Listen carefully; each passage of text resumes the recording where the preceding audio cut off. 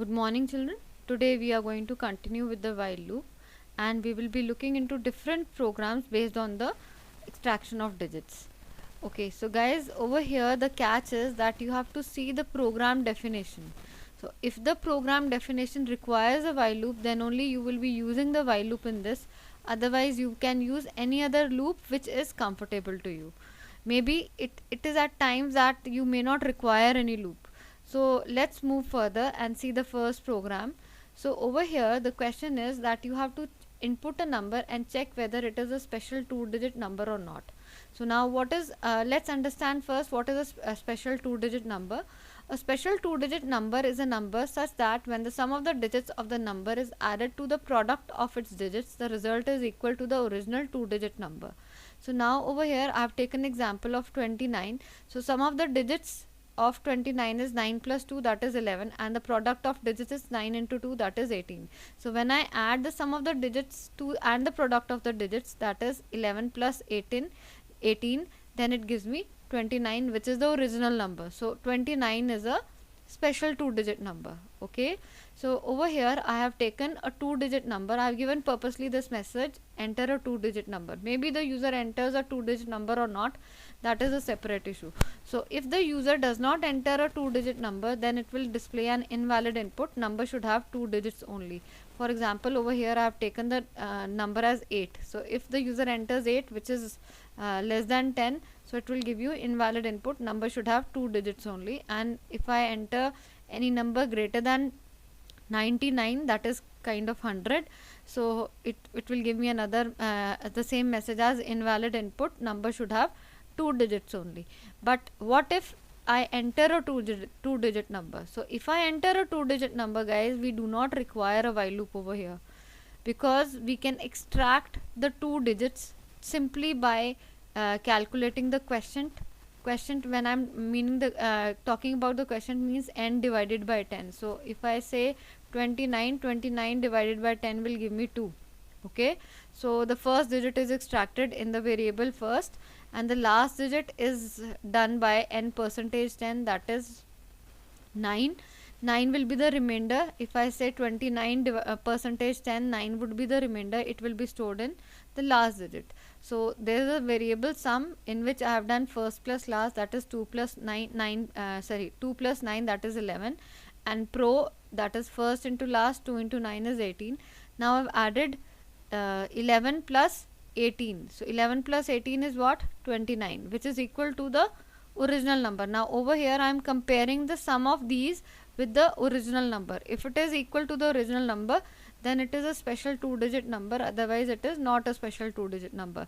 So if I take the example of 29 is a special 2-digit number. Why? Because we have seen 2 plus 9 is what? 11, and 2 into 9 is 18. So 11 plus 18 is 29.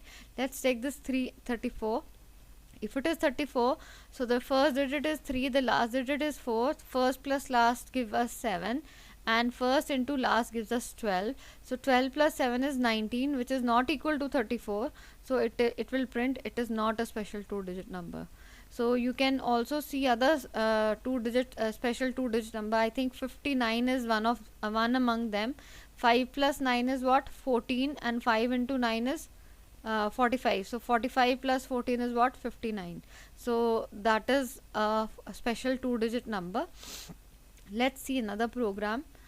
Okay, over here, guys, we have to input a number and check whether it is a special number or not. Now let's understand what a special number is. A number is a special number if the sum of the factorials of the digits is equal to the number itself. So in this case, first of all, we have to extract the digit, find the factorial of each digit, sum them up later, and then check whether that sum is equal to the original number or not. Let's see in this program. So I have entered the number.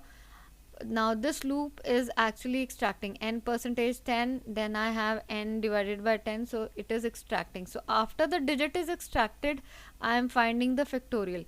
After finding the factorial, I am adding the factorial to the sum of factorial, which was initially initialized as 0. So the sum of factorial will actually be calculating the total sum of the factorial of each digit. So if I have extracted, let's say it is 145, so if I have extracted 145, the first number extracted would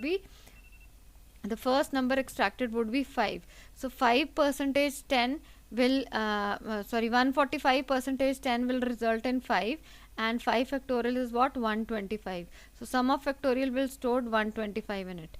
Then num becomes what? 14. So 14 is greater than 0, it goes up again, extracts 4, finds the factorial. The factorial of 4 is what? 24. So sum of factorial is 125 plus 24 now.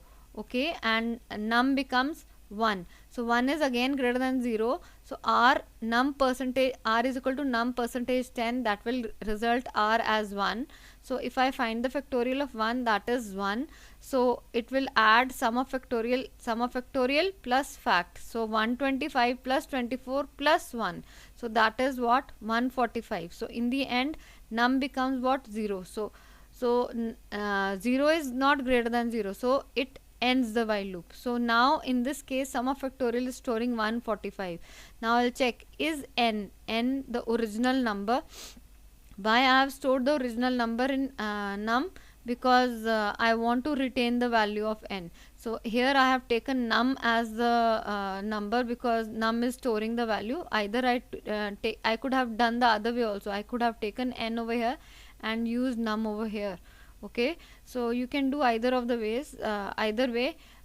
In that case, I have taken, in now over here I have taken n is equal to sum of factorial. So 145 is checked with the original number, that is again 145.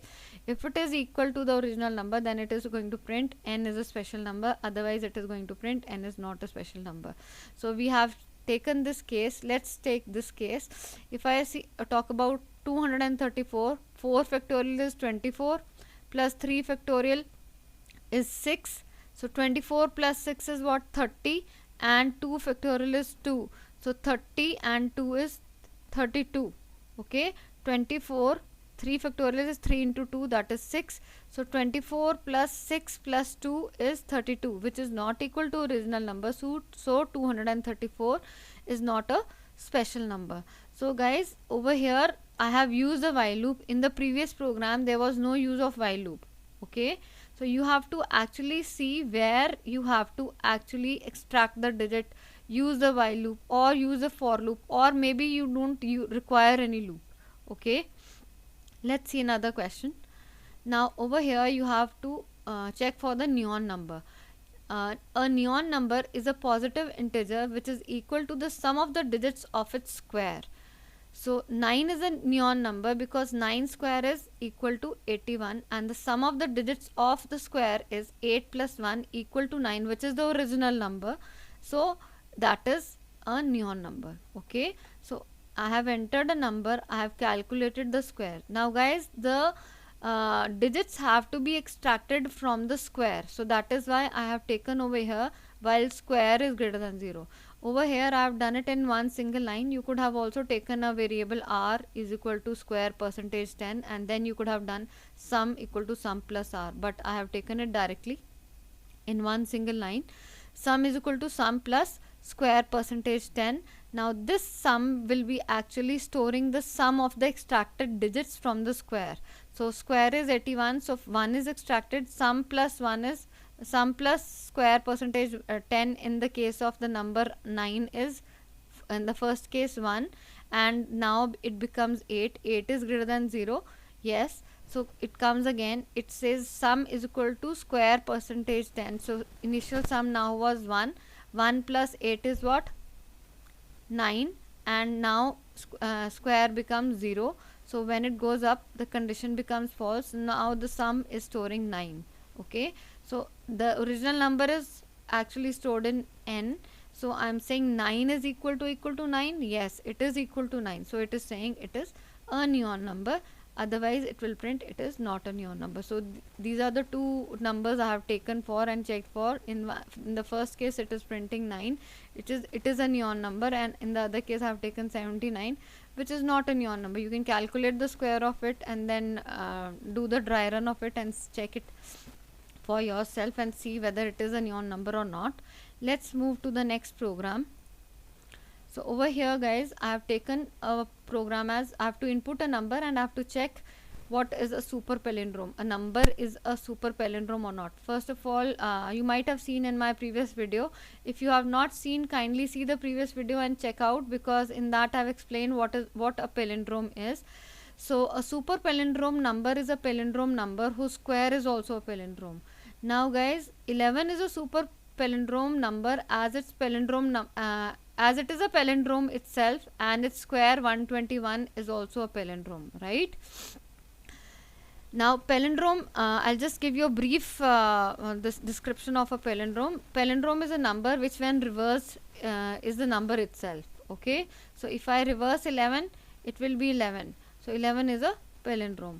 In this, now over here, according to the super palindrome definition, I have to first enter a number, find its square. So if the number is a palindrome, that means if I reverse it, it is the original number, and the square as well as a palindrome, then it is a super palindrome. So in the case of the number 11, if I do the square of 11, it will be 121. So if I reverse 121, it is also equal to 121, which is actually the original number. So it is a super palindrome. So in this case guys, I have taken a variable n, I have input the number, I have taken another variable n1 in which I have done the square. I have retained the values of both the original number and the square as well. Okay, and I am in the first loop, I am reversing the original number, that is 11, and the reverse number is stored in the variable s. If you have not seen the how to reverse a number, you can check out the previous videos in which I had explained how to reverse a number as well. And in the second while loop, I have again reversed the square of the number. So the square of the the reverse of the square is actually done in the variable s1. So the s1 is containing the reverse of the square and s is containing the reverse of the original number. So over here I am checking, in this condition I am checking whether a that is the original number which is storing the original number is equal to s, that is the reverse of the original number. So if it is equal to s, and means this condition should be true as well. So b is what? The square. If b equal to s1, now what is s1? The reverse of the square. If the reverse of the square is equal to the square, and if the reverse of the original number is equal to the original number, then a, that is the original number, is a super palindrome, otherwise it is not a super palindrome. Let's see 11. If I take 11, the reverse of 11 is what? 11, and if I square it, what is it? 121. So 121, if I reverse 121, it will be 121. So 11 is equal to 11, and 121 will be equal to 121. So 11 is a super palindrome. Let's talk about 12. Like I have shown in the output. If I reverse 12, it is 21. So in this case, this condition is not true. The first condition is not true. Even if I consider the second condition as well, it will be 144. If I reverse 144, it will be 441. So in that case, both the conditions are not true. So it will result in it is not a super palindrome. But for your information, let me tell you, it will not reach this condition, because the first condition will not be true, so it will just print this else. Okay, so let's see another question now. Now this question says that amicable numbers or pairs you have to detect. For your information, let me tell you, the smallest amicable number pair is 220 and 284. Now let's first understand what is two amicable pairs. So amicable numbers are two different numbers so related that the sum of the proper divisors of each is equal to the other number. Let's understand this in depth. Sum of 220, the proper divisors or the factors of 220 are 1 plus 2 plus 4 plus 5 plus 10 plus 11 plus 20 plus 22 plus 44 plus 55, that is equal to 284, which is this number. Okay, the second number. And if I talk about this, it is the sum of these factors excluding the number is 220. So guys, over here I have actually printed all this stuff which is not actually required, but just to show you what the sum is, I have done it. Even if you don't print it, it will not make any difference.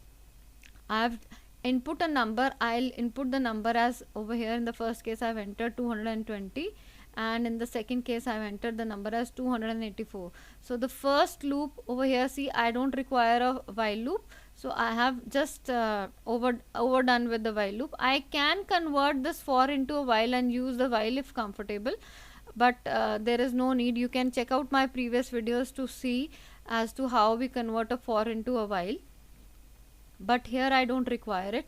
So I'm more comfortable with for. If you are comfortable with while, you can use the while loop. Okay, so over here I have, for the first loop is finding out the factors of num1. So I am finding the factor and I am printing them as well in order to show it to you. See, 1 plus 2 plus 4, then 5, then 10, then 11, then 20, then 22, then 44, then 55, and then 110. Okay, so in this case over here I have 1 plus 2 plus 4 plus 71 plus 142, that is your 220. Okay, so I have, when I add all these, it will result into 284, and when I add all these, it will result into 220. So if this is the sum of the factors of this is equal to 284 and the sum of the factors of this is equal to 220, then the both numbers are amicable. Guys, over here I have missed out one thing. I think there should be 110 as well.